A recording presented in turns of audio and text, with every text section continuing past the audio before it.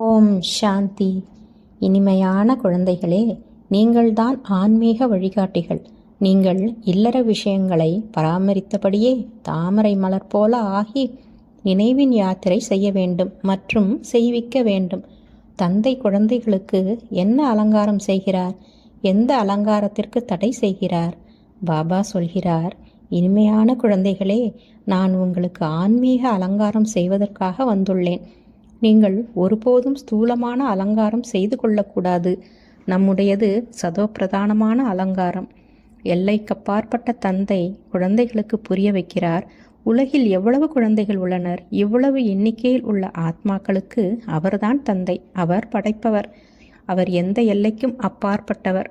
எல்லைக்குட்பட்ட ஸ்தூல தந்தையர் ஸ்தூலத்துக்குத்தான் தந்தையர். பக்தி மார்க்கத்தில் அனைவருமே எல்லைக்கப்பாற்பட்ட தந்தையை நினைவு செய்கிறார்கள். ஞான மார்க்கத்தை ஒரு தந்தை மட்டுமே உங்களுக்கு கற்பித்து 21 பிறவிகளுக்கு ராஜ்ய பாக்கியத்தை கொடுக்கிறார். இந்த சதோப்பிரதானமான அலங்காரத்தின் மூலம் சூரிய வம்சத்தில் ராஜ்ய பதவியில் வர வேண்டும் என தந்தை புரிய வைக்கிறார். தமோ பிரதானமான ஸ்தூல அலங்காரம் தேவையில்லை. உலகம் மிகவும் பொல்லாதது. ஃபேஷன் கவர்ந்து இழுக்கும். ஆனால் இச்சமயத்தின் அழகு நன்றாக இல்லை. கருப்பாக இருந்தால் நல்லது. அவர்களை யாரும் சீண்ட மாட்டார்கள். அழகானவர் பின்னால் அலைந்து கொண்டிருப்பார்கள். கிருஷ்ணரையும் கூட கருப்பாக காட்டுகின்றனர். சிவபாபா உங்களை அழகாக்குகிறார். இப்போது நாம் சாதாரணமாக வெள்ளை உடையில் இருக்கின்றோம். அடுத்த பிறவியில் தங்க கரண்டியால் பால் குடிப்போம். 16 கலைகள் நிறைந்திருந்தோம். பிறகு ஏணிப்படையில் இறங்கியபடி வந்துவிட்டோம். இதையும் கூட நல்ல விதமாக நினைவு செய்ய வேண்டும்.